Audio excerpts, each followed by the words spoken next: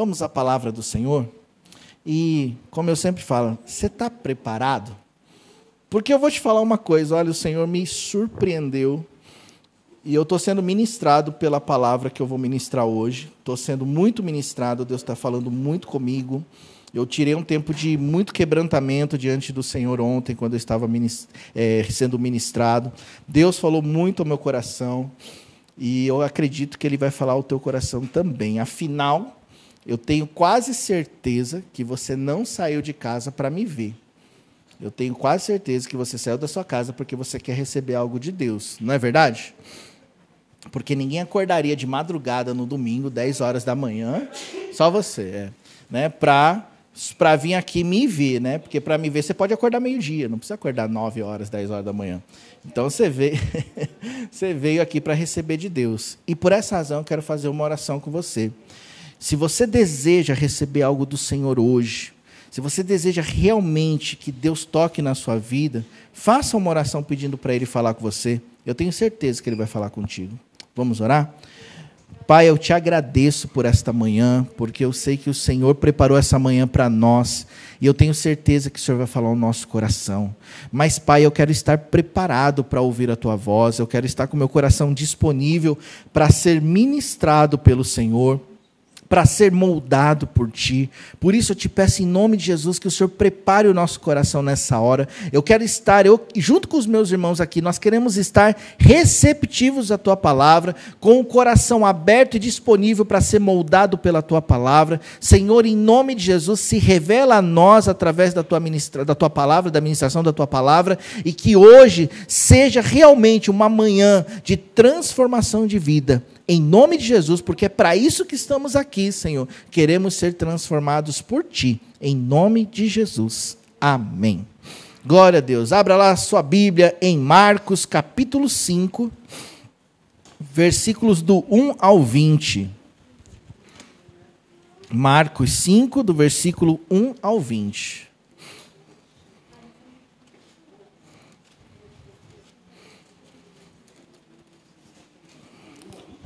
Marcos 5, do versículo 1 ao 20. Marcos 5, do versículo 1 ao 20.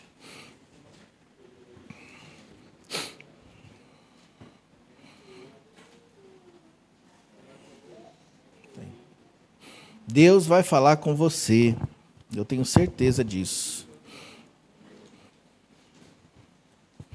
Quem achou, fala achei. Achou. Que bom.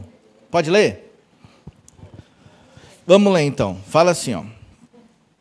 Chegaram ao outro lado do mar, à província dos Gerazenos. Descendo ele do barco, saiu-lhe ao encontro dos sepulcros um homem possesso de um espírito imundo, o qual morava nos sepulcros e mesmo com cadeias não o podiam prender.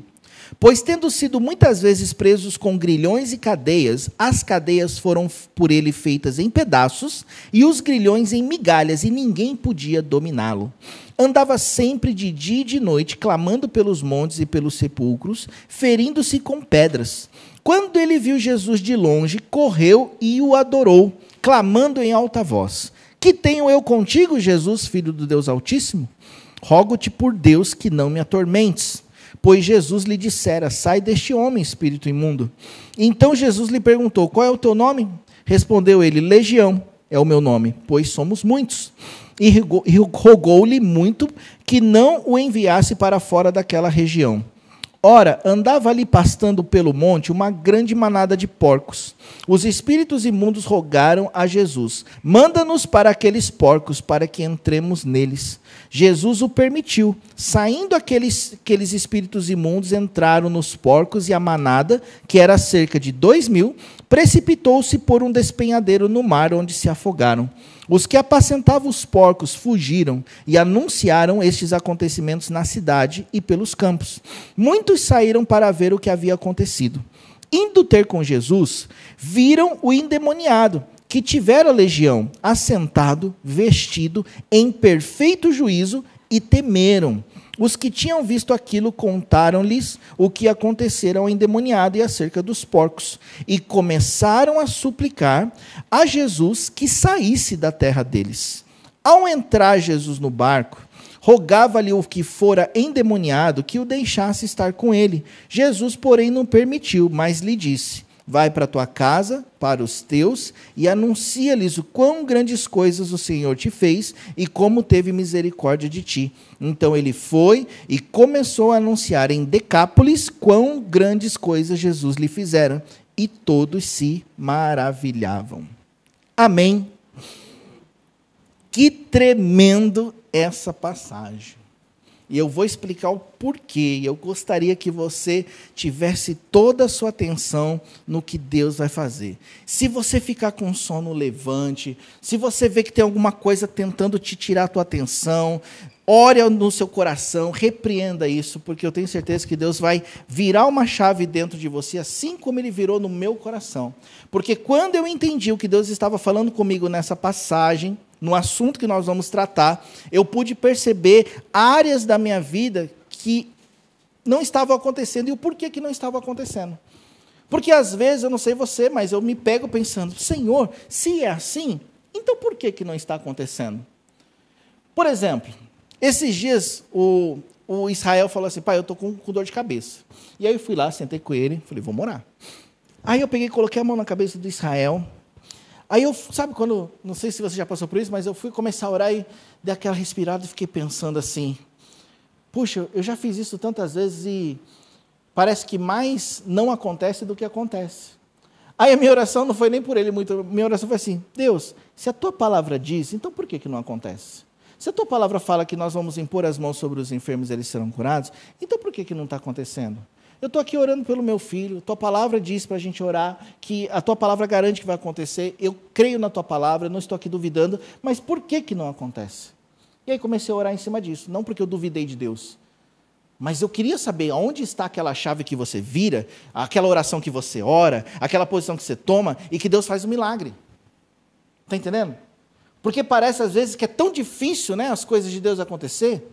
E aí foi onde que Deus me revelou o que estava escrito nessa passagem. Ele falou assim: não é difícil, Toshi. É que você ainda não entendeu.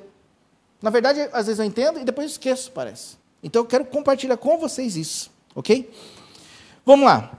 Jesus aqui, você vê que ele demonstra todo o poder dele, demonstra o poder de Deus de forma maravilhosa aqui, restaurando a vida desse homem lunático. Você vê o que Deus fez na vida deste homem, você percebe assim que a transformação desse homem chegou num nível que ele se tornou um missionário enviado por Jesus, não é mesmo? E aqui você pode ver que a Bíblia, ela lista, ela dá uma detalhada de como esse homem era realmente um endemoniado. Como ele fazia? Ele vivia no meio do sepulcro, sabe o que é o sepulcro? Um cemitério. Era um louco no meio do cemitério. Vivia, tem uma outra versão que fala que ele estava nu, andava nu. Diz aqui que nenhuma corrente prendia eles. Espera aí, você não está entendendo. Você sabe aquela corrente de bicicleta? Imagine só um homem despedaçar aquela corrente. Entende? Fala aqui que ele despedaçava as cadeias, né? Ele fazia os grilhões e cadeias feitos em pedaços, ninguém podia dominá-lo. Sabe por que a Bíblia está detalhando quem era esse homem? Para poder mostrar quão grande foi o poder de Deus sobre a vida dele, de transformação. Por isso que foi detalhado como esse homem era. Ele andava de dia e de noite, clamando pelos montes, gritando, se ferindo com pedras. E eu não sei vocês, mas eu já vi situações de homens assim. Lá na minha cidade tinha um homem que ele tinha uma doença mental, e ele ficava andando pela rua, ele pegava as pedras e ficava batendo na cabeça dele. E um dia alguém falou para mim que é porque aquilo aliviava a dor que ele tinha na cabeça dele. Entende? E ele vivia assim, ele vivia andando de bota, e ele morreu até um tempo atrás, e o pessoal fala assim: ainda bem que ele morreu, porque ele vivia sofrendo, cada vez ele aparecia com um galo, um corte na cabeça por causa das pedradas que ele dava nele mesmo. Eu trabalhei com um japonês aqui no Japão mesmo, numa fábrica lá em Nagoya, que ele ficava gritando e dando soco nele mesmo. Só que ele era consciente, ele falava assim: eu dou soco porque me dói muito todo esse lado do corpo. E eu ficava assim: cara, por que você não foi no médico? Ele falava assim: é porque não encontrei cura. E ele ficava batendo, de vez em quando ele parava e toque, toque, toque. Aí a gente até assustava. Eu já vi isso acontecer. Então aqui está detalhando como esse homem era, para a gente poder entender como o poder de Deus operou nele. A transformação desse homem fez dele o primeiro missionário enviado por Jesus quase que instantaneamente, porque foi um momento que Jesus foi lá, expulsou aquela legião de demônios, ele fala, somos legião porque somos muitos. Então, ou seja, não era um demônio, era uma legião. Né? Se eu não me engano, uma legião de soldados era 10 mil soldados para poder ser uma legião, se eu não me engano. Então, imagine que deveria ter 10 mil demônios na vida daquele homem. Se já um demônio é difícil de expulsar, segundo a ótica humana, imagina 10 mil, meu amigo. Não é verdade? Então, a situação desse cara estava, não sei se dá para falar de mal a pior, mas estava péssima. É quantos? 10 mil mesmo? 6 mil? Ó, 6 mil, uma legião é de 6 mil homens, ok? Então, aqui tinha 6 mil demônios. 6 mil para 10 mil, pouca diferença. Né? Só 4 mil. Então, esse homem experimentou o poder de Deus em todas as áreas da sua vida. Olha que interessante. Gente, é muito importante a gente analisar esses pontos, ó, porque esse homem vivia nos sepulcros. Aí o poder de Deus, Jesus foi lá e o curou. E ele experimentou o poder de Deus na vida dele em várias áreas. Na área social, ele pôde socializar novamente. No seu corpo, na sua restauração, ele já não se feria mais, na sua alma, porque ele foi curado. Ele era uma pessoa, como aqui diz, era como é que está dizendo aqui? Ele era um lunático. Então ele foi curado na sua alma, pôde voltar a conviver na sociedade, porque fala assim que quando aqueles homens foram lá para ver com Jesus, ele estava lá em perfeita sanidade, vestido. Então ele foi restaurado não só nessa questão de que ele foi liberto de demônios, não, toda a vida dele voltou ao normal. Ele poderia trabalhar, ele poderia ter uma esposa, ele poderia ter filhos, ele poderia fazer coisas novas. Ele foi restaurado totalmente. Vocês estão entendendo? Por que eu estou falando, pegando muito firme nisso? Para a gente poder entender qual foi o nível de transformação que ele teve. Foi uma mudança muito poderosa, certo? Então, vamos lá. E uma das coisas que eu falo que é a mais importante, ele foi restaurado no seu espírito, porque adorou a Deus, e no seu ministério. Eu fico pensando, se eu encontro esse cara, eu olho para ele, e eu falo assim, meu Deus, o que eu vou fazer? O que eu poderia ajudar? Jesus não, Jesus olhou para ele e falou assim, esse cara tem um ministério, vou restaurar o ministério dele. Eu ia olhar para Jesus, né, por ser Jesus, é lógico que eu não ia falar nada, mas que ministério? Um lunático desse? Jesus olhou para ele e falou assim, esse cara é um evangelista, vou restaurar o ministério dele, porque ele quis ir com Jesus. Quem não ia querer ir com Jesus depois disso? Mas Jesus falou, não, vai lá para os seus e fala quão grandes coisas Deus fez por você. E aí aqui diz que ele foi para Decápolis, que é um conjunto de 10 cidades, por isso que o nome é Decápolis, e ficou anunciando Jesus para aquelas cidades. Foi o primeiro enviado de Cristo, um ex-endemoniado, recém-ex-endemoniado, que foi enviado por Jesus. Entende? Jesus restaurou o ministério dele. Eu olhando para essa história, e se você, assim como eu, crê que isso aqui é verdade, então não existe nada que Deus não possa fazer também no nosso ministério. Porque talvez, assim como esse homem tinha um ministério enterrado lá embaixo de tanta coisa, talvez também você tenha um ministério que está enterrado debaixo de um monte de coisa. Mas nada se compara ao que Deus fez aqui. Nada se compara à situação desse homem. Então a situação desse homem nos mostra que muitas vezes o que nós estamos passando não é difícil. Não é verdade? Por mais que você tenha problemas, que eu tenha problemas, mas perto da vida desse homem, a gente é fichinha. Ah, Toshio, mas você não sabe da minha vida. A sua eu não sei, mas dele eu sei. Desse aqui eu sei. Entendeu? Pelo menos, eu não me lembro de ter visto uma pessoa que estava endemoniada por 6 mil demônios. Não vi. Nenhum de vocês, pelo menos que eu saiba, posso estar enganado, morava no cemitério. Correndo pelado no cemitério. Alguém? Não precisa levantar a mão se foi. Depois você fala para mim. Mas você está entendendo o que eu estou querendo dizer? Em comparação a ele, a nossa vida, a gente vive no céu. Agora, a transformação que Jesus fez na vida dele mostra para a gente que se Jesus transformou a vida dele, pode transformar a nossa também, tranquilamente. Mas qual foi a chave que esse cara virou que eu não sei como é que funciona? O que ele tem a nos ensinar? E é isso que a gente vai aprender aqui. Então, o mais impressionante foi que essa mudança foi quase instantânea, uma grande demonstração do poder de Deus. E se Deus é poderoso assim, então por que a gente não experimenta também tal transformação? Se Deus é poderoso assim a ponto de transformar a vida desse homem, o que eu tenho que fazer? Qual que é a minha posição? Por que eu não vivo isso também? Irmãos, eu quero incentivar você a questionar essas coisas.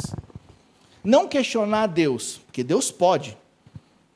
Mas questionar o porquê que nós não vivemos esse nível de transformação, de mudança, de milagres.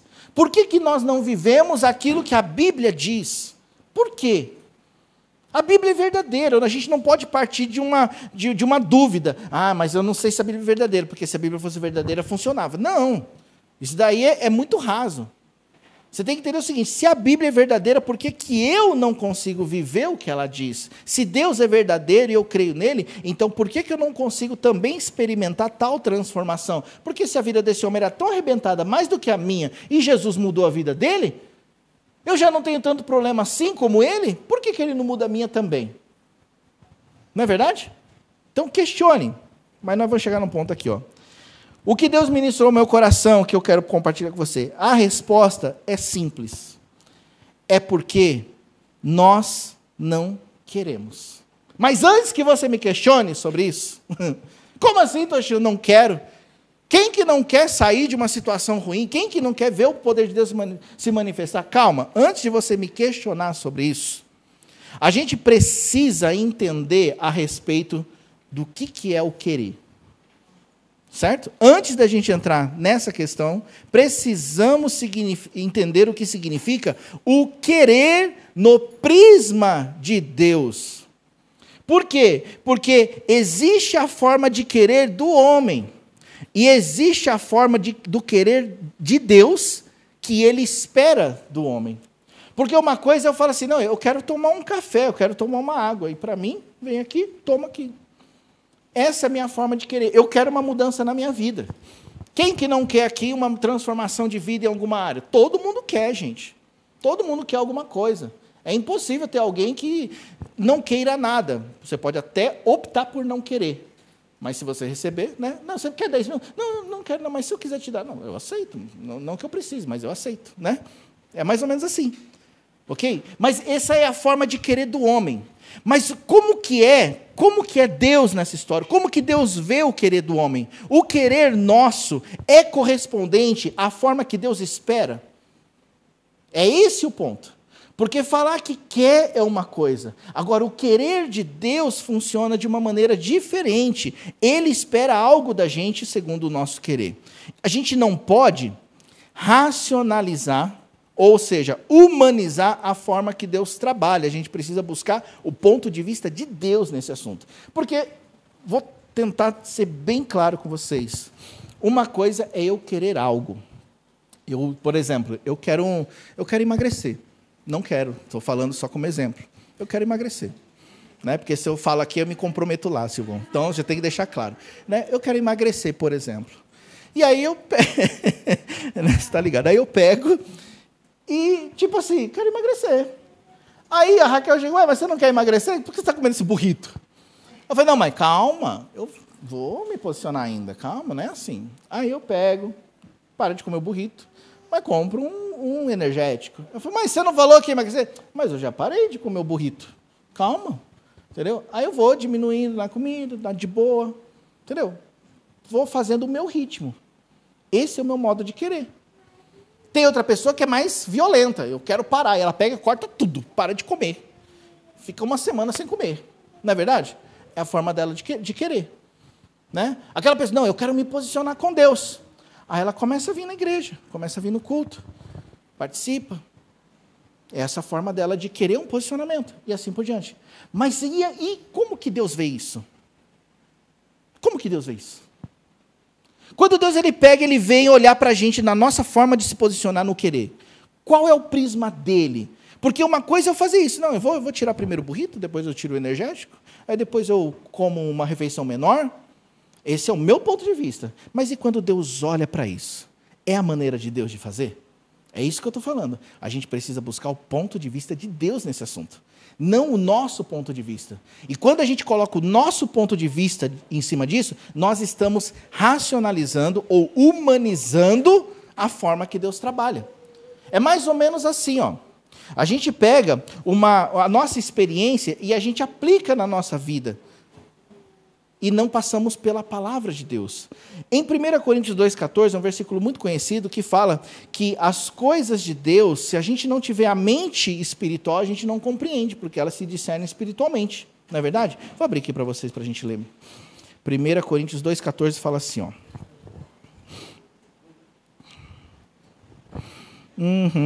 Será que é 1 Coríntios 2,14? Eu acho que eu anotei errado. Mas fala assim, que o homem natural não compreende as coisas de Deus, porque elas se discernem espiritualmente. Certo? Ou seja, nós compreendemos as coisas de Deus de forma espiritual. E se a gente tentar entender as coisas de Deus de forma natural, eu vou tentar explicá-las da minha maneira. 1 Coríntios 2,14, né? Então tá bom. Então então eu estou falando certo, né? Então o que acontece? Eu pego e começo a tentar humanizar as coisas de Deus, racionalizar as coisas de Deus, e eu anulo o prisma de Deus. Uma vez eu conversei com uma pessoa e eu falei assim para ela assim, falei, olha irmã, você precisa buscar o Senhor. Ela falou, mas eu estou buscando. Então você precisa ler a Bíblia. Eu falei, não, mas eu já estou lendo. Não, mas você precisa, sabe, para essa situação mudar, você precisa se posicionar com Deus. Eu falei, não, mas eu já estou posicionada com Deus. Aí, quase que eu falei assim, então tá bom. Tá tudo certo? Aí eu peguei e falei assim, não, mas vem cá. Como é o seu ponto de vista em se posicionar com Deus, em ler a Bíblia? É que, assim, eu leio um versículo por dia, porque eu não tenho tempo. Então, assim, eu leio. Mas você medita na palavra? O que é meditar? Já entendi. Eu falei, mas você ora, você busca Deus? Não, eu faço as minhas orações, né? Eu oro o Pai Nosso, eu rezo uma Ave Maria, né? Eu entendi agora. Você está entendendo? Ela estava fazendo, mas ela estava fazendo segundo o seu raciocínio, o seu entendimento. E ela não estava buscando o prisma de Deus nisso, porque eu posso até estar fazendo alguma coisa, mas talvez eu não esteja fazendo conforme Deus que me dê resultados em Deus. Uma vez eu vi um cara, ele foi na academia, e ele pegou e subiu lá na bicicleta e ficou pedalando. Daqui a pouco ele foi lá na esteira e correu, e daqui a pouco ele foi lá num outro negócio e começou a fazer um abdominal, forçando assim com outro negócio, depois ele subiu lá e começou a puxar, e o cara que estava do lado, ele falou assim, está tudo errado o que ele está fazendo. Eu falei, por quê? Foi por causa que essa sequência não está certa. Ele primeiro tem que fazer isso, depois isso, porque aí vai trabalhar aqui, vai trabalhar ali, Eu falei, vai lá falar com ele. Eu falei, eu já fui, ele não quer receber a instrução. Você entendeu? Ele foi na cabeça dele. Ele estava fazendo exercício? Estava, mas não estava tendo resultado. Por quê? Porque estava fazendo do jeito dele e não quis o ponto de vista do instrutor. Eu fui tirar carta, entrei no carro pensando o quê? 99% da minha cabeça estava assim, eu vou fazer segundo o instrutor, mas 1% falava, mas eu já sei dirigir. Reprovei 6 vezes. Sabe por quê? Por causa que não importa se você dirigir, eu tenho que fazer de acordo com o instrutor. Se o instrutor falar assim, ó, você andou 2 centímetros para lá da faixa, mas é 2 centímetros, na minha cabeça 2 centímetros de boa, mas para o instrutor, não. Tem que fazer certinho. Não é assim, Isabela? Pois é. Você está entendendo? Com Deus a gente faz igual, a gente tenta racionalizar Deus, colocando as coisas do nosso jeito, achando que é de Deus, mas a gente nem percebeu qual que é o jeito de Deus. Então a gente precisa saber, existe o nosso querer e o querer de Deus. Existe a nossa forma de agir e tem a forma que Deus vê. E nós precisamos entender isso. Por isso que a mente natural não compreende as coisas do Espírito, porque elas se discernem, elas se entendem espiritualmente. Agora, o homem espiritual compreende todas as coisas. E nós precisamos buscar esse ponto de vista. Amém? Então, por isso que a resposta é, porque não queremos, porque não sabemos querer. Precisamos aprender como querer. Vocês estão comigo? Como que é o querer bíblico? Ó, nesse capítulo 5 de Mateus, tem um exemplo. Eu estava orando, de Marcos, desculpa. Estava orando, falando, Deus, me dá um exemplo. O Senhor falou, continua lendo. E nesse mesmo capítulo, tem aqui na frente, ó, Marcos 5, versículo 25 até o 34, da mulher do fluxo de sangue. E ela diz assim, ó, aqui diz assim, ó, certa mulher que havia 12 anos tinha uma hemorragia, 12 anos tinha uma hemorragia, 12 anos, não parava aquela hemorragia, que havia padecido muito à mão de vários médicos, gastando tudo o que tinha, sem contudo melhorar, pelo contrário, só piorava.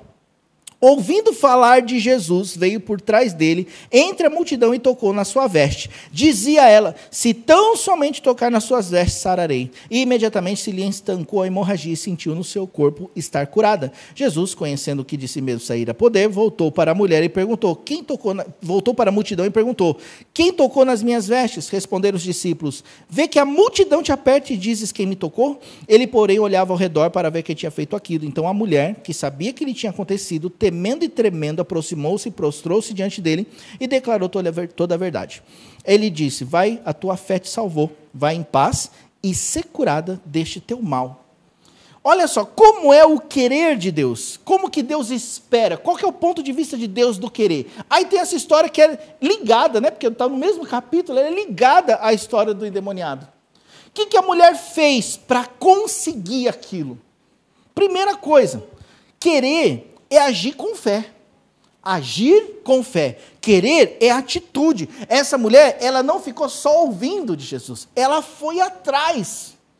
E isso parece simples, mas não é simples, porque a gente falha muito nisso. Querer não é você só querer por sentimento. Sentimento não é querer. Querer é atitude. E atitude tem que ter fé.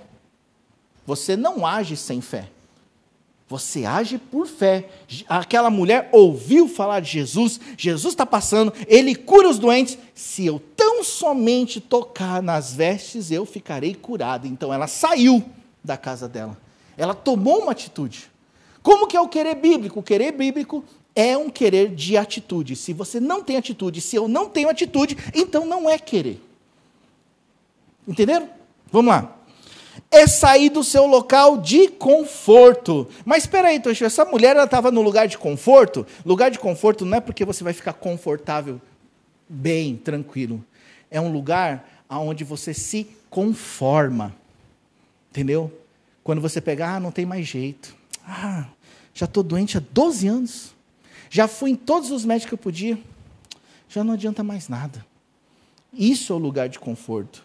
Nem sempre o lugar de conforto é um lugar bom, o lugar que a gente imagina que é aquele sofazão gostoso. O lugar de conforto é o lugar de conformismo. É o lugar onde que a sua fé acabou, onde o desânimo brotou e você parou, você estagnou. Mas o querer bíblico é sair desse lugar. E muitas vezes nós cometemos um erro de ficar esperando alguma coisa acontecer para sair desse lugar. Quem aqui não precisa falar, mas poderia dizer que 90% da igreja sempre é assim, que um dia ficou esperando um profeta falar com você. Puxa, Deus usa um vaso de honra para falar comigo. Quantas vezes eu já peguei o celular na minha mão, assim, eu falei, Deus, fala para alguém ligar para mim, para trazer uma palavra. E eu fiquei esperando, estou esperando até hoje. Ninguém ligou. Por quê? Eu já vi testemunho, o cara recebeu a ligação lá do Brasil e profetizou, e não sei se alguém já viveu isso. Gente, eu queria tanto viver essas coisas. Eu não vivi ainda, sabe? A gente fica esperando. Você quer ver uma coisa? Um dia eu questionei o Senhor, eu fiquei bravo, porque eu estava num culto, gente, sabe? Imagina, aquele profeta, aquele homem de Deus, veio lá do outro lado do mundo e começa a profetizar para todo mundo na igreja, até Isabela. E eu estou ali sentado assim, eu estava até tremendo assim, eu quero receber alguma coisa. O cara passou por mim assim, Cecília, diante de Deus, ele passou por mim e falou assim, está firme? Então continua. E foi embora. Eu fiquei, caramba, sério, todo mundo rachou o bico. E eu voltei para casa indignado com Deus, indignado. A Raquel me zoou até hoje. Que ela falou, puxa, Toshio, você não recebe mesmo essas coisas, hein? Eu falei, eu não sei o que se passa comigo. E eu fui diante de Deus. Falei, Senhor, por que o Senhor não usa os homens para falar comigo também? Poxa, pelo menos sabe? Assim diz o Senhor, sei lá, qualquer coisa. E eu não recebo, e eu fiquei no pé do Senhor, porque eu estava triste com isso. E um dia o Senhor falou comigo, ele falou assim, para que você quer profeta? Você tem a minha palavra, e acabou. E aquilo ali, né, pode parecer um puxão de orelha, mas para mim foi um bálsamo. Porque o Senhor falou, você tem a minha palavra. Você já sabe o que fazer, tipo assim. Você já sabe como agir. Você não precisa ficar esperando alguém para falar para você o que tem que fazer. Você já sabe o que tem que fazer. Não é verdade? Você vê que coisa tremenda? Sair do lugar de conforto não é sentir, não é receber uma profecia, não é você ir num culto avivado. É você saber o que tem que fazer e fazer. Isso é sair do lugar de conforto. É você, olha só, você está conformado com a sua vida financeira? Não, por isso que você trabalha. E por isso que você acorda toda manhã e vai trabalhar. Não é assim que funciona? Porque você quer receber o seu salário no final do mês. Você sente no Espírito, vou sair hoje para trabalhar porque eu estou cheio do Espírito Santo. Quem? Não faz. Você vai porque você sabe que tem que fazer. Sair do local de conforto é uma atitude porque você sabe o que tem que fazer. E nós sabemos o que temos que fazer. A gente não pode ficar conformado na nossa vida. O conformismo, muitas vezes, ele começa com uma oração, mas uma oração já é uma atitude, não é verdade? Às vezes o conformismo precisa assim, eu vou me levantar e vou. Você lembra do filho pródigo? Falando essa frase, lembrei dele. Ele estava lá comendo, desejando comer da comida dos porcos. Então, quando ele se viu naquela situação, ele falou o quê? Puxa, os trabalhadores do meu pai comem pão, e eu aqui nessa situação, pois eu me levantarei e irei ter com meu pai, e direi, pai, pequei contra o céu e contra ti, não sou digno de ser chamado seu filho, me trata pelo menos como um dos seus empregados. Então ele se levantou e foi. Inconformismo te tira da zona de conforto. Ele estava ali, cuidando de porcos, e ele se viu naquela situação e falou, puxa, olha como eu estou. Às vezes, eu tenho esses momentos com Deus, eu quero te incentivar a ter esses momentos com Deus, de você olhar para a sua situação e falar, puxa Deus, não foi isso que o Senhor preparou para mim. Não é esse plano que o Senhor tem para mim. E aí, o que você precisa fazer? Me levantar e agir. Sair da posição de conforto. É não se conformar com a situação a tal ponto que esse inconformismo cause uma erupção de atitudes na sua vida. O que é uma erupção? Eu fico imaginando, como que é uma erupção de um vulcão? Ele está ali, ó, fermentando, né? Aqui a gente não vê, mas é igual uma panela de pressão. Ele começa a pegar pressão, daqui a pouco, pá! E aí pronto, vai para cima. O inconformismo, ele é isso. Muitas vezes o inconformismo é assim, ó, é um dia, é um segundo dia, é uma semana, e aquilo vai enchendo o teu coração. Aquilo vai te dando, não é raiva, não é ódio, mas vai te mostrando assim, caramba, não é para isso que eu estou na terra, Deus não me colocou aqui para viver isso aqui, Deus não me chamou para isso, eu não sou filho de Deus para viver isso. Aí chega uma hora que dá aquela erupção, fala, não quero mais viver assim, eu quero uma vida nova, eu quero viver algo diferente. E aí você se levanta e começa a tomar atitudes. Eu sei que alguns de vocês já viveram isso em algum momento.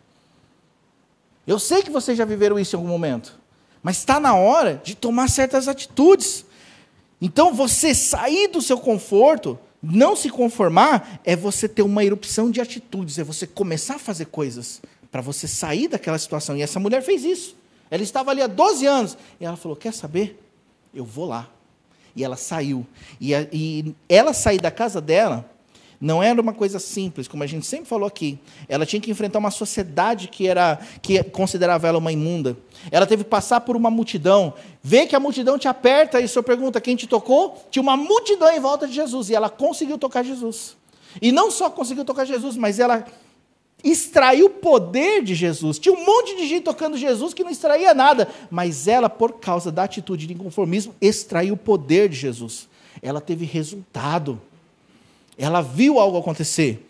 Ou seja, ela foi até o fim, ela não desistiu. Eu não sei quanto tempo, eu não sei se ela teve que correr atrás da multidão, eu não sei se ela teve que acompanhar, eu não sei se alguém falou alguma coisa para ela, mas a questão é que ela foi até o fim.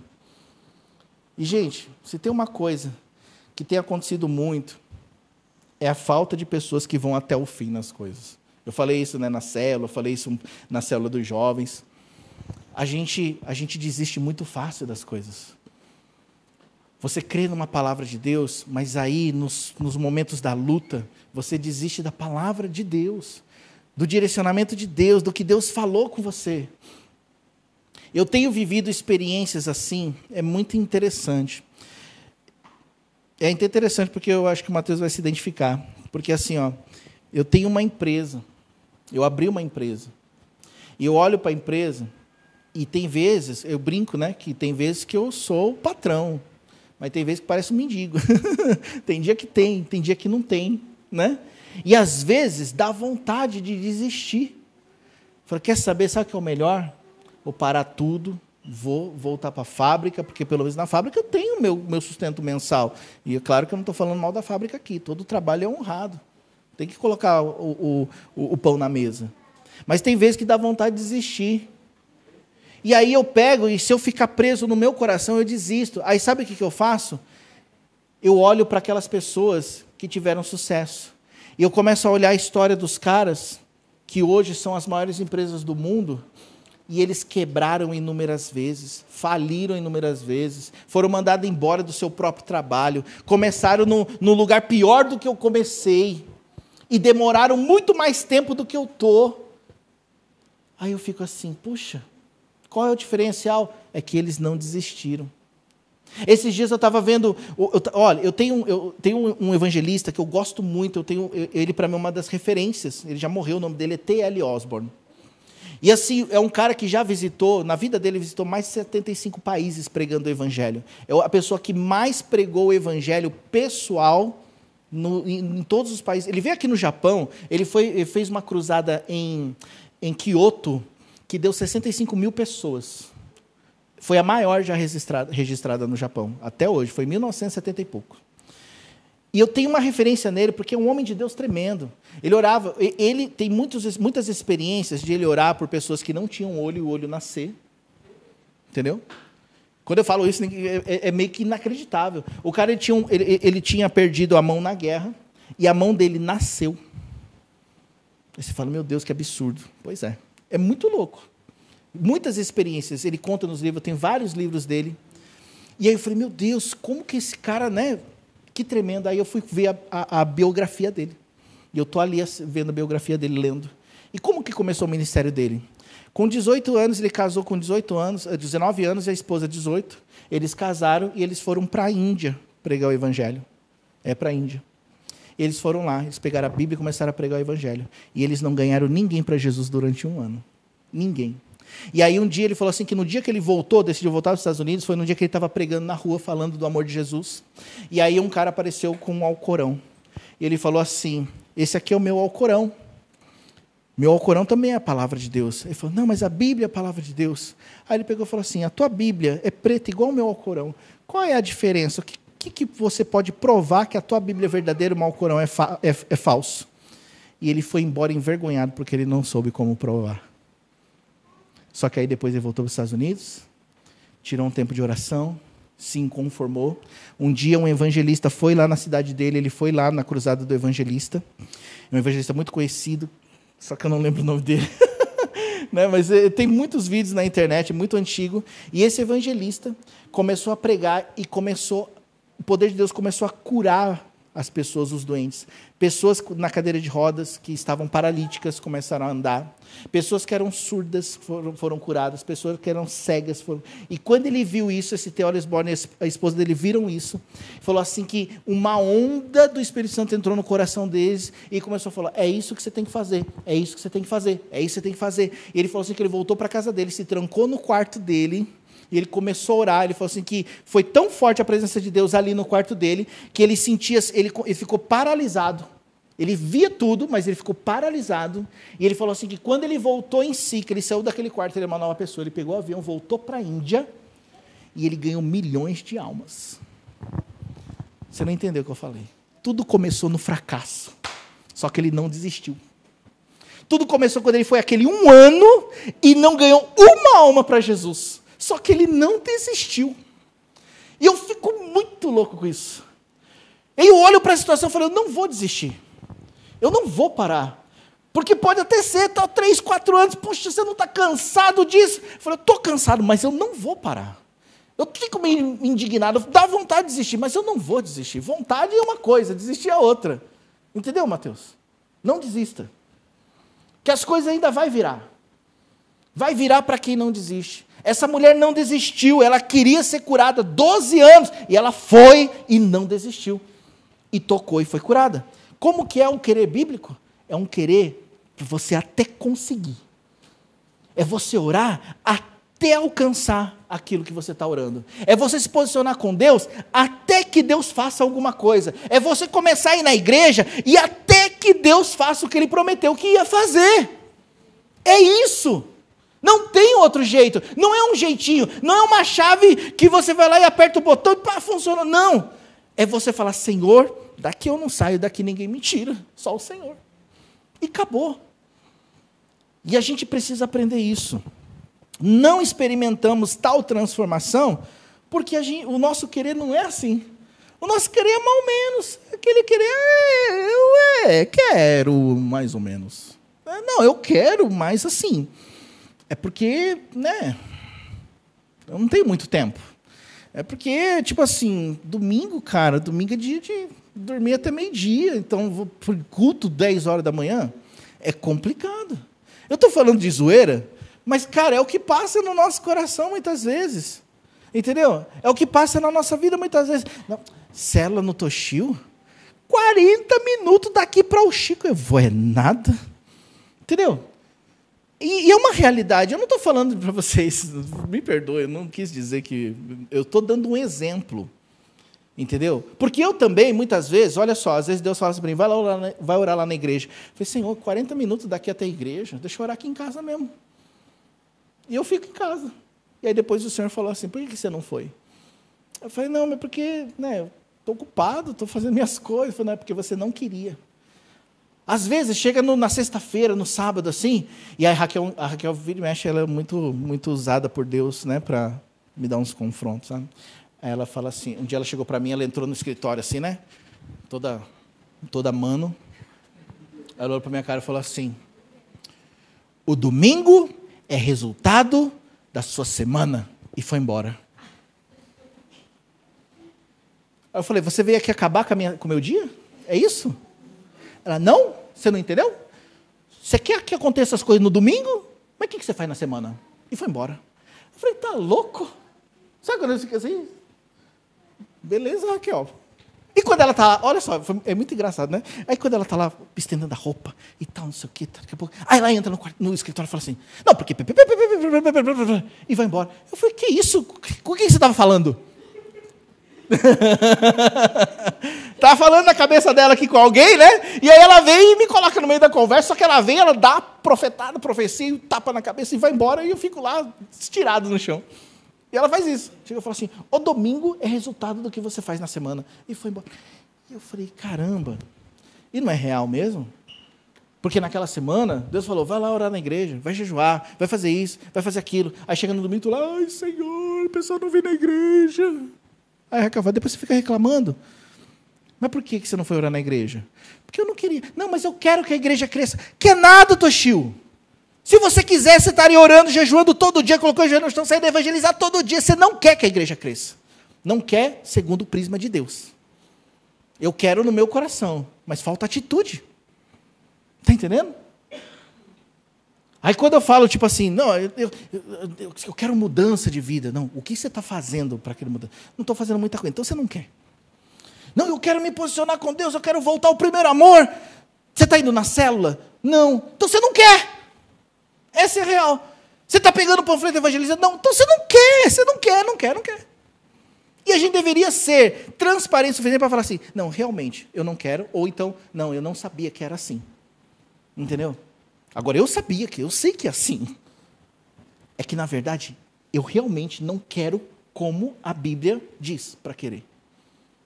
A Bíblia diz assim, vocês vão me buscar e me encontrar, Deus falando, se vocês me buscarem de todo o seu coração.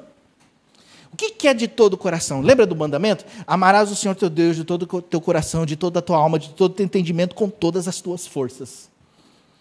Como que eu vou encontrar Deus? Se eu buscar Ele de todo o meu coração, de toda a minha alma, com todo o meu entendimento e com todas as minhas forças. Aí você fala assim, Deus não fala comigo. Tá, você já buscou Deus com toda a tua alma, com todo o teu coração, com todas as suas forças? Não, então você ainda não encontrou. Está entendendo? E eu já experimentei os dois lados, o lado de não entender e o lado quando eu entendi o que era buscar de todo o coração, com todo o entendimento, com todas as minhas forças, com toda a minha alma. Ou seja, segundo o prisma da palavra, eu não quero, porque demanda tudo isso mesmo. Só que sabe qual é o problema disso tudo? O problema disso tudo, gente, é porque a gente coloca umas desculpas na frente, como se isso fosse difícil. E essa é a parte mais dolorida dessa passagem. Foi aqui que Deus mexeu comigo. Mesmo com aquela grande demonstração do poder de Deus, restaurando a vida daquele endemoniado, os homens daquela cidade falaram para Jesus o quê? Vai embora. Não é verdade? Por quê? Você sabe por quê? Porque eles perderam os porcos. Olha que coisa.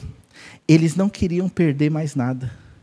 Eles não olharam para o que Jesus fez ou para a transformação que Jesus poderia fazer na cidade.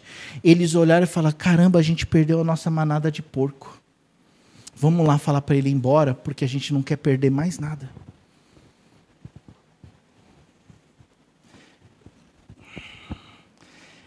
Isso incomoda, cara. E eu não estou falando de ninguém, eu estou falando de mim. Quando eu falo assim que o meu querer não é o querer de Deus, eu estou falando que é difícil perder alguma coisa. E aqui eles não quiseram Jesus. Eles trocaram Jesus pelos porcos. Fala assim, vamos mandar esse cara embora, porque se ele mandou 2.000 porcos, né, para o precipício, o que ele não vai fazer com as outras coisas? Eles preferiram que Jesus fosse embora do que perder mais coisas. Nós não queremos perder coisas. Essa é a real. Por que eu não quero, como a Bíblia está dizendo? Porque eu não quero perder coisas. Eu não quero perder o meu pecadinho de estimação. Eu não quero sair desse meu conforto aqui, ó, dessa minha vida. Eu não quero. Eu não quero perder essas coisas. Eu não quero sair dessa situação. Mas para Jesus mudar a nossa vida, a gente vai ter que perder alguma coisa. Todas as vezes que Jesus, Ele muda a nossa vida, nós perdemos alguma coisa. Só que aí que está o ponto. Você não está perdendo coisas que, entre aspas, são de valor. Você está perdendo coisas por amor a Cristo. Ele vai tirar coisas de você. Ele vai tirar um relacionamento que não presta de você. Ele vai tirar. Ele vai tirar um modo de pensar que não presta. Ele vai mudar certas coisas no nosso caráter, na nossa personalidade, inclusive. Ele vai mudar. Por quê? Por causa que aquilo, para o plano dele, para o propósito dele, não presta. E ele precisa tirar. A gente vai perder alguma coisa quando a gente se entrega para Jesus. Só que muitos não querem perder. E aí preferem que Jesus vá embora. Eles preferem, melhor ele ir embora. E o melhor é ir embora, né? Porque se você perguntar, não, eu creio em Deus, eu amo a Jesus, mas ele não quer perder nada. A pessoa não quer perder nada. Muitas pessoas não querem nem ficar na igreja, gente. Porque elas sabem que ficar na igreja demanda alguma coisa, custa alguma coisa, não é verdade? Eu acho que vocês estão vivendo isso. Está custando alguma coisa. Alguma coisa está sendo removida de dentro do coração. Deus está mexendo na estrutura do caráter. Estamos perdendo coisas. Só que aqueles que não querem perder, manda Jesus embora. Há um preço a pagar, sim. Mateus 16, versículo 25. Vou ler aqui para vocês. Fala assim, ó. Então disse Jesus aos seus discípulos, se alguém quiser vir após mim, negue-se a si mesmo, tome a sua cruz e me siga. Pois aquele que quiser salvar a sua vida, vai perdê-la. Mas quem perder a sua vida, por amor de mim, a encontrará. Quem quiser, não é obrigatório, não é verdade? E glória a Deus por isso. Mas ele falou, aquele que quiser vir após mim, vai precisar perder alguma coisa. Vai ter que negar-se a si mesmo. Vai ter que tomar a sua cruz para seguir a Jesus. Por quê? Porque quem quiser salvar a sua vida, não consegue salvar. Não é que ele vai perder, porque não, ele não consegue salvar a sua própria vida. Mas aquele que perder a sua vida, perder de novo, por amor de mim, esse a encontrará. Nós vamos perder alguma coisa sempre. Sempre vamos perder alguma coisa. E por essa razão que muitos não querem. Porque não querem perder. Querem andar com Jesus e com todas as suas coisas juntos. Querem andar com Cristo e com o mundo. Eles querem estar na igreja e serem amados por Deus e serão sempre amados por Deus, mas eles querem continuar fazendo as suas próprias coisas. Eu não estou falando da pessoa do mundo que não conhece Jesus. Eu estou falando da igreja. Estou falando de nós aqui, de mim. Nós vamos querer continuar vivendo uma vida com Cristo, mas também fazendo as nossas coisas. A gente quer uma aliança com Deus, mas não queremos cumprir a nossa parte na aliança, no compromisso. A gente quer tudo de Jesus. Quem não quer ser abençoado por Deus? Quem não quer viver uma vida plenitude com Deus? Mas quando chega a minha parte de dar, aí é difícil. Eu não entrego. E é muito interessante, porque muitos pensam que pelo fato de Deus te amar, Deus me amar, então Ele entrega tudo para mim. Não, porque Ele me ama. Não, não é assim. Deus ele se compromete com que se compromete com Ele. Lembra da história da Raabe?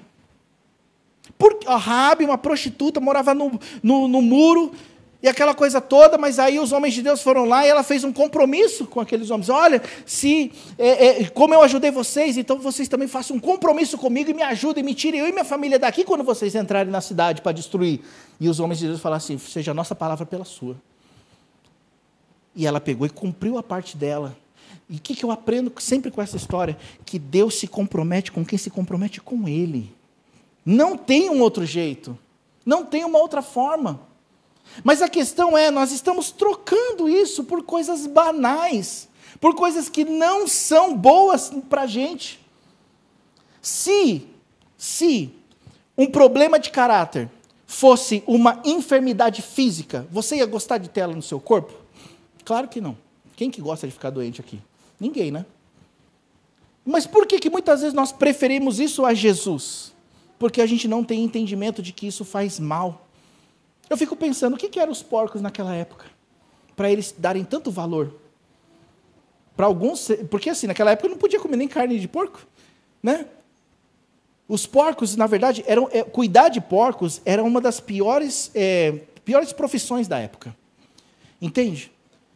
Então, tipo assim, não era uma coisa de primeira linha, não era uma coisa importante que daria-se tanto valor. E outra, mesmo que fosse o sustento de vida daquelas pessoas, eles trocaram Jesus por aquilo. E nós trocamos Jesus por causa de uma área de caráter, nós trocamos Jesus por causa de um relacionamento ilícito, nós trocamos Jesus por causa de um momento de prazer. E nós estamos trocando o certo pelo duvidoso. Então vai ser necessário perder algo. A gente não experimenta tal transformação porque a gente não quer perder. E por isso que muitos vão ficar, sim, sempre olhando, reclamando de suas vidas, mas não vivendo a plenitude que Deus quer que a gente viva. Agora, se a gente acabasse a pregação aqui, não ia ter solução. Mas é agora que eu entro na questão da ceia. Porque Jesus ele veio nessa terra, Jesus ele entregou a sua vida na cruz, ele morreu por nós para nos dar essa vida nova, para nos poder proporcionar essa vida em abundância que nós podemos viver. Ele veio para poder realmente nos resgatar, nos dar um novo tempo, fazer algo novo em nosso coração. Ele quer restaurar a nossa vida, porque ainda que a gente não consiga querer da maneira bíblica, não quer dizer que a gente não possa. Talvez tem coisas na minha vida e na sua que nos impede de viver realmente esse nível de intensidade com Deus. Não é mesmo? Às vezes tem coisa no meu coração e no teu que nos impede de entregar 100%. Às vezes tem, gente. E a gente pode observar pelas nossas próprias atitudes. Talvez você está aí nessa caminhada com Deus e você não consiga chegar nesse nível de intensidade com o Senhor. Então deixa Ele tratar no coração. Deixa Ele mexer na tua estrutura. Deixa Ele modificar coisas aí dentro. Puxa, eu estou andando com Deus, mas de repente eu dou aqueles tropeção, estou andando em santidade, mas de repente eu pego e acabo fazendo uma besteira. Tá, por que acontece isso? Eu não sei, então deixa Deus tratar. Deixa Ele acessar a tua alma. Deixa Ele entrar aí no seu HD e fazer uma formatação nele. E tudo isso é possível através do que Ele fez na cruz. Então não é questão só de você querer como Jesus, porque às vezes parece tão inalcançável ser tão intenso dessa maneira. Mas a questão é que Ele te dá uma saída, Ele me dá uma saída. Ele nos dá um acesso. Se eu não consigo ser assim, não quer dizer que eu não possa. Eu preciso deixar Ele acessar a minha vida. Você sabe por que a gente vai fazer o restart? Porque existe hoje uma geração de pessoas que estão vivendo no raso. E tempo de igreja, tempo de crente, não quer dizer nada. Muitas pessoas que não estão vivendo a plenitude do seu chamado, do seu propósito, que estão presas no medo, na angústia, em tantas coisas, e elas não conseguem viver além de ir na igreja e sentar na cadeira.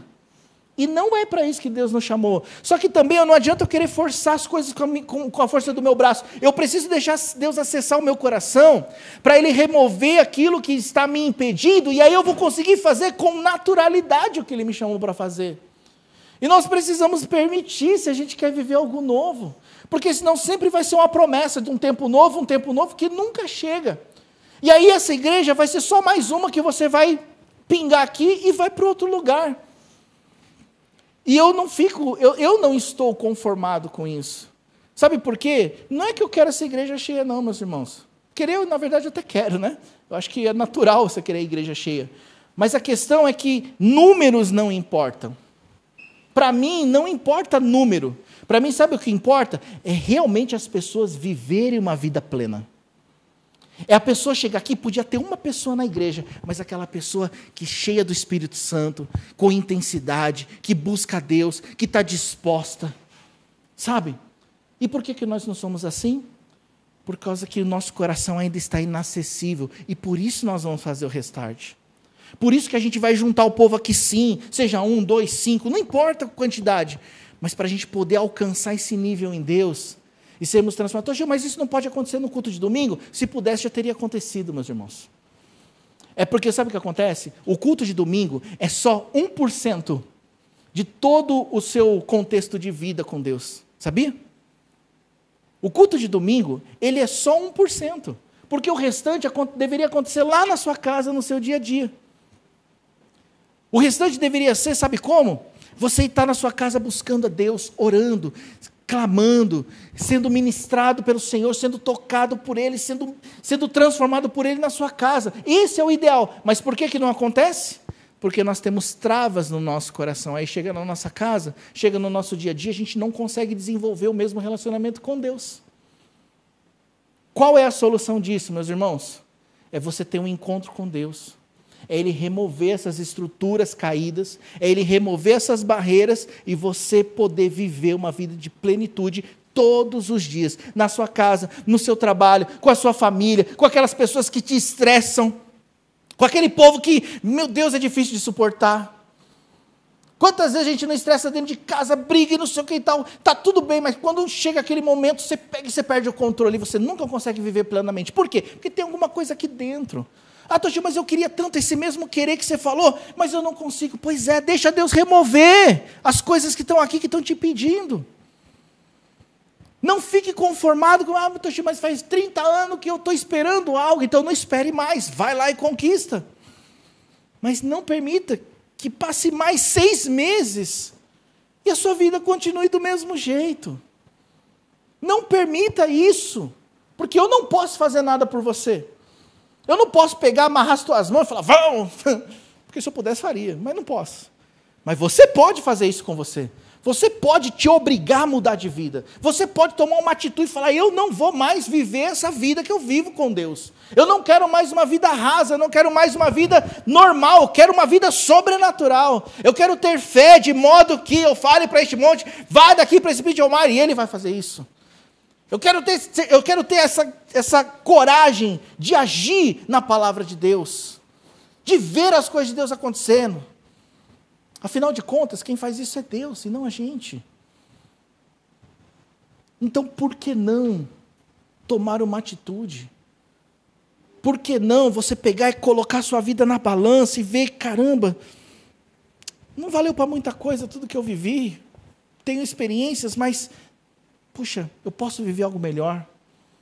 Por que não começar a experimentar uma vida de verdade, embrenhado, mergulhado em Deus e na sua palavra?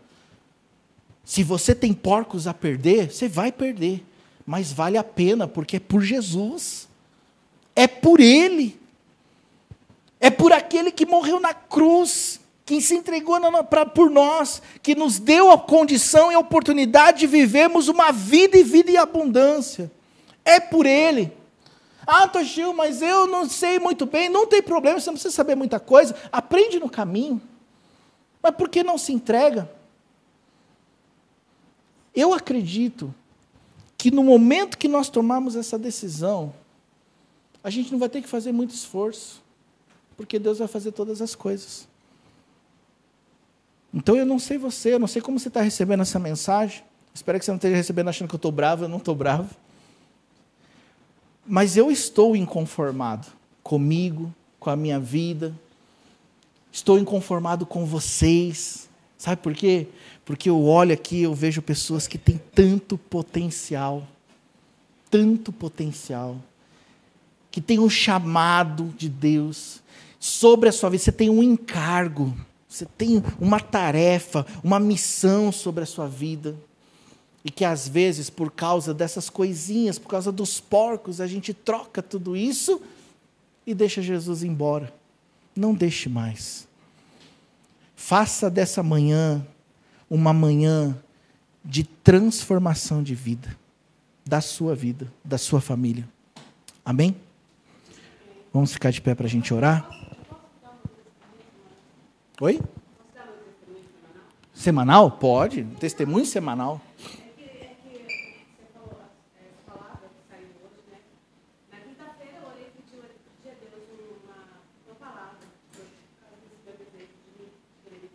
Amém.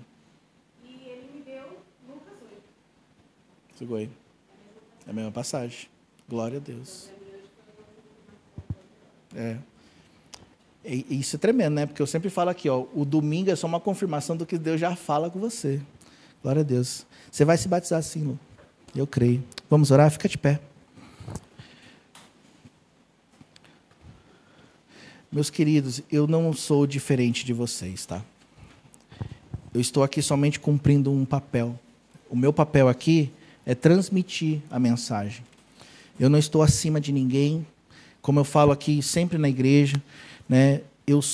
A minha função é essa. O que difere a gente é as funções, mas somos iguais. E eu estou no mesmo lugar junto com vocês, que é também desejando uma mudança de vida, que é também tendo que me conformar e querer uma mudança. E por isso eu quero convidar você junto comigo a buscar isso em Deus nesse momento. É uma decisão que você toma. Não é uma questão só de você alcançar um lugar para... Não, é uma decisão. É primeiro você decidir e depois as coisas acontecerem. Mas é importante você entender tudo que foi falado hoje, porque vai demandar um preço. É um preço a pagar, sim. Mas vale a pena, porque é para Ele. Vamos orar? Senhor Deus e Pai, eu quero colocar minha vida diante do Senhor, junto aqui com os meus irmãos. Senhor, eu confesso que nós não queremos, conforme a Tua palavra nos ensina. Muitas vezes, ó Deus, nós queremos daquele nosso jeito, mas sem muito esforço. Mas hoje, nós percebemos o quão falho que nós temos sido por causa disso. E eu quero Te pedir perdão, Senhor. Quero Te pedir perdão porque muitas vezes as nossas palavras, elas foram só palavras e não tiveram atitude nelas. Muitas vezes a nossa oração foi uma reclamação, não uma oração. Muitas vezes nós falamos que estamos cansados dessa vida, mas não tomamos atitude, Senhor, para mudar. E eu Te peço perdão junto com meus irmãos, Senhor, Ele é o mesmo. Porque nós entendemos hoje o que é querer. E muitas vezes, Deus, por causa disso, a gente desvaloriza o Senhor.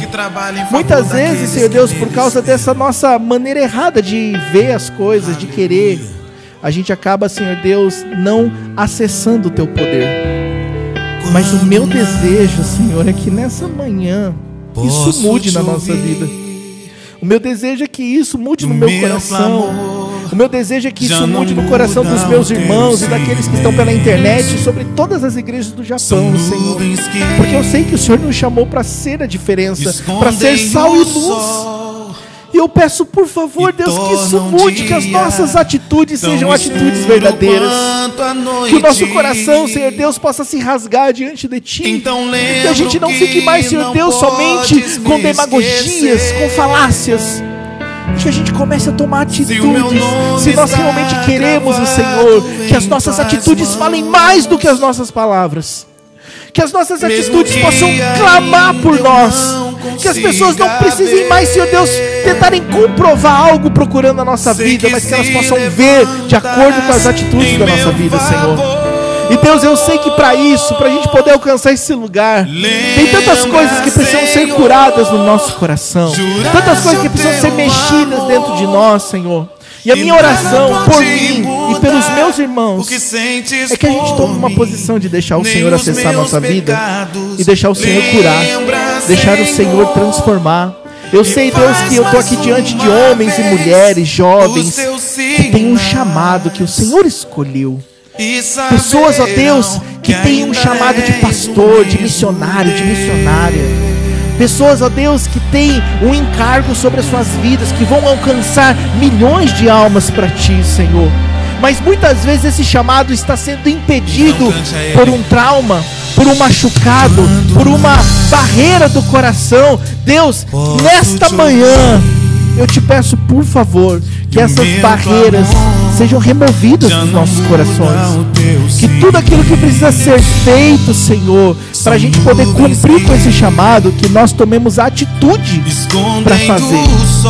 Porque o médico não vai na porta do doente perguntando se ele está doente. O doente vai até o médico. E nós somos esses doentes espirituais que precisamos do Senhor para nos curar. Somos nós que temos que ir até o Senhor. E eu peço em nome de Jesus que nós tomemos essa atitude de ir até o Senhor, de ter um encontro face a face contigo, de sermos transformados pela Tua presença, Deus. Por favor, Pai, eu te peço nessa manhã, faz algo novo na nossa vida. Destrava ministérios aqui, Senhor. Destrava os ministérios, Pai. Destrava, Senhor. Tira, Senhor Deus, aquele monte de entulho que está em cima do chamado de cada um, Senhor. Tira o medo do coração. Tira essa insegurança. Cura, Senhor Deus, os corações. E que em nome de Jesus algo novo se inicie, para a honra e glória do Teu nome. Deus, eu te agradeço pela Tua palavra. Te agradeço pelo Teu Espírito Santo que está ministrando no nosso coração. Que o Teu amor, Senhor, possa ser derramado em cada coração aqui. Que nenhum de nós fiquemos da mesma maneira, mas que tomemos uma atitude em nome de Jesus. Em nome de Jesus. Glórias a Deus. Obrigado, Senhor. Obrigado, Deus. Meus irmãos, sempre ainda não.